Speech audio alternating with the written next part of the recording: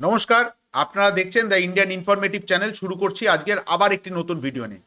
গেল ভিডিওতে আমি বলেছিলাম যে দেখুন, ভারতীয় নৌবাহিনীর যে ধরনের প্রক্রিয়া শুরু করে দিয়েছে, যদিও সেটা আমি বিস্তৃতভাবে ব্যাখ্যা করিনি, কিন্তু সেখানে আমি বলেছিলাম যে পাকিস্তান কিন্তু আর কিছুদিনের মধ্যেই 4 থেকে 5 টুকরো হতে চলেছে। তো এটি কি জানার জন্য ভিডিওটি শেষ পর্যন্ত দেখুন। ভিডিওটি যদি ভালো লাগে তাহলে অবশ্যই লাইক করবেন এবং আমাদের চ্যানেলটিকে সাবস্ক্রাইব করবেন। আপনারা জানেন গতকাল ভারতের 3 সেনাবাহিনী, এছাড়া ভারতের এনএসএ এবং ভারতের যিনি সিডিএস, তার সাথে প্রধানমন্ত্রীর একটি বৈঠক হয় এবং এই বৈঠকের পরই কার্যত ভারতীয় সেনাবাহিনীকে ফ্রি হ্যান্ড দিয়ে দেয় ভারত সরকার, অর্থাৎ ভারতের প্রধানমন্ত্রী শ্রী নরেন্দ্র মোদী।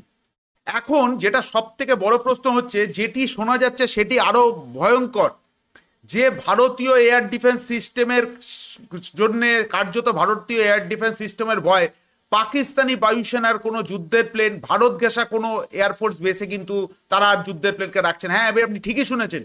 এবং যে খবরটি শোনা যাচ্ছে, দেখুন, এটা পাক মিডিয়ার এবং পাকিস্তানের কিছু ইউটিউব চ্যানেলের মাধ্যমে জানা যাচ্ছে যে পাকিস্তানের বায়ুসেনার যে যুদ্ধের প্লেন এবং সেই যুদ্ধের প্লেন কিন্তু ভারত সীমানার ঘেঁষে কিন্তু তারা যুদ্ধের প্লেনকে রাখছে না, শুধুমাত্র ভারতের S-400 সিস্টেম এবং ভারতের এমআরস্যামের ভয়। এবং এই মুহূর্তে যে খবরটি পাওয়া যাচ্ছে সেটি হচ্ছে, এখনো পর্যন্ত ভারত সরকার পাকিস্তানের বিরুদ্ধে যে যুদ্ধ করবে বলে এখনো পর্যন্ত মনস্থির করেছে, এর মধ্যেই পাকিস্তানি বায়ুসেনার অলরেডি তিনখানা যুদ্ধের প্লেন কিন্তু ধ্বংস হয়ে গেছে। এবং অসমর্থিত সূত্রে জানা যাচ্ছে যে গতকাল রাতে ভারতের একটি এয়ার ডিফেন্স মিসাইল, সেটি কিন্তু পরিষ্কার বোঝা যাচ্ছে না, পাক অধিকৃত কাশ্মীরের শিয়ালকোট অঞ্চলে কিন্তু পাকিস্তানের বিমান বাহিনীর একটি F-16 ভেঙে পড়েছে। এবং তার মানে জানান দিচ্ছে যে ভারতীয় সেনাবাহিনী কিন্তু পুরোপুরি প্রস্তুত। এখন যদি যুদ্ধ শুরু হওয়ার প্রথমেই পাকিস্তানি সেনাবাহিনী এবং পাকিস্তানি বায়ুসেনা যেভাবে যুদ্ধের প্লেনগুলো ধ্বংস হয়ে পড়ছে বা ধ্বংস হয়ে যাচ্ছে, এর পেছনে কি কারণ, সেই কারণ কিন্তু এখনো পর্যন্ত জানা যাচ্ছে না। এবং অনেক পাক মিডিয়া কিন্তু এটিকে কিন্তু কার্যত লুকোচ্ছে, কারণ জানতে দিচ্ছে না। এটা তো গেল ভারতীয় বায়ুসেনা, পাকিস্তানি বায়ুসেনার কথা। এবং যেটি স্যাটেলাইট পিকচারের মাধ্যমে দেখা যাচ্ছে যে পাকিস্তানের যে বন্দর শহর করাচি, সেই করাচিকে প্রোটেক্ট করার জন্য পাকিস্তানি নেভির যেসব যুদ্ধের জাহাজ, সেই যুদ্ধের জাহাজ কিন্তু আর সেখানে দেখা যাচ্ছে না। আপনারা জানলে অবাক হবেন যে আরব সাগরে ভারতীয় নৌবাহিনীর যে এক্সারসাইজ চলছে, সেই এক্সারসাইজে সব থেকে বড় ব্যাপার হচ্ছে যে তেলের ট্যাঙ্কার যেগুলো পাকিস্তানের করাচিতে ঢোকার কথা, সেই সব ট্যাঙ্কারগুলো কার্যত অবরুদ্ধ হয়ে পড়েছে এবং অনেক তেলের ট্যাঙ্কার কিন্তু আর আরব সাগরে না ঢুকে তারা তাদের নিজের গন্তব্যে ফিরে যাচ্ছে। অর্থাৎ আপনারা জানেন যে ভারত এবং পাকিস্তান দুই দেশে কিন্তু প্রচুর পরিমাণে তেল আমদানি করে।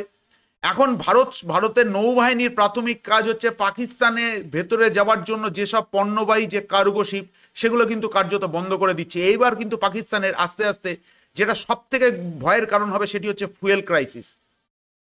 এখন এটা অনেক সংবাদ মাধ্যম, ভারতের অনেক সংবাদ মাধ্যম কিন্তু এটিকে কার্যত এড়িয়ে যাচ্ছে বা এই নিয়ে বিশদভাবে ব্যাখ্যা করছে না।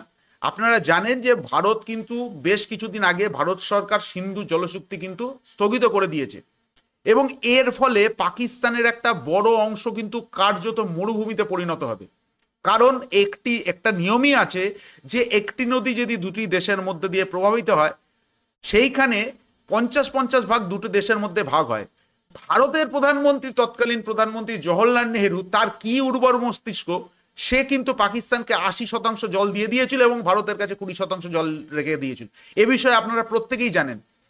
এইবার ভারত সরকার এই 80% জল পেয়েও কিন্তু পাকিস্তানের পাঞ্জাব প্রদেশ ছাড়া পাকিস্তানের যে সিন্ধু অঞ্চল বা সিন্ধ অঞ্চল, সেখানে কিন্তু জল ঠিক মতন পৌঁছায় না। এখন আপনারা মানে ভাবতেই পারছেন যে ভারত সরকার যদি 30% জল ওখান থেকে আটকে দেয়, বাকি 50% যদি পাকিস্তানে ছাড়ে, তবে পাকিস্তানের পাঞ্জাব যে অঞ্চলে যে অঞ্চলটাকে বলা হয় যে শস্যভূমি, সেই জায়গাটা কিন্তু কার্যত ক্ষতিগ্রস্ত হতে চলেছে। এখন যে কথাটা আমি বলছিলাম যে বিভিন্ন রকম ভারতের মিডিয়া সেই জিনিসগুলোকে এখনো পর্যন্ত জানাচ্ছে না, সেটি হচ্ছে, আপনারা জানেন যে দুদিন আগে ভারতের একটি ডেলিগেশন তারা কিন্তু আফগানিস্তান সফর করে। এবার অনেকে ভাবছিল যে আফগানিস্তানের সাথে ভারতের এই মুহূর্তে বৈঠক কি শুধুমাত্র কি আফগানিস্তানেরও কি সাহায্য চাওয়া হবে পাকিস্তানের আক্রমণ করার দিকে, সেটা কতটা ঠিক কতটা ভুল সে বিষয়ে আমি যাচ্ছি না।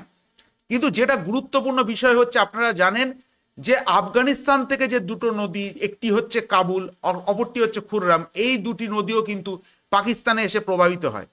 এখন ঘটনা হচ্ছে ভারত ওই আফগানিস্তানের এই দুটো বাদে দুটো নদীর ওপর কিন্তু বাদ বসাতে চলেছে, এবং আফগানিস্তানের সরকার, বিশেষ করে তালিবানের সরকার, তারা ভারতকে বলে দিয়েছে যে আমরা পুরোপুরি ভারতের এই যে প্রপোজাল, সেই প্রপোজালকে আমরা অ্যাকসেপ্ট করছি, এবং ভারত সরকার যত তাড়াতাড়ি পারে এই দুটো নদীর ওপর বাদ যেন ইমিডিয়েট দেওয়া শুরু করে।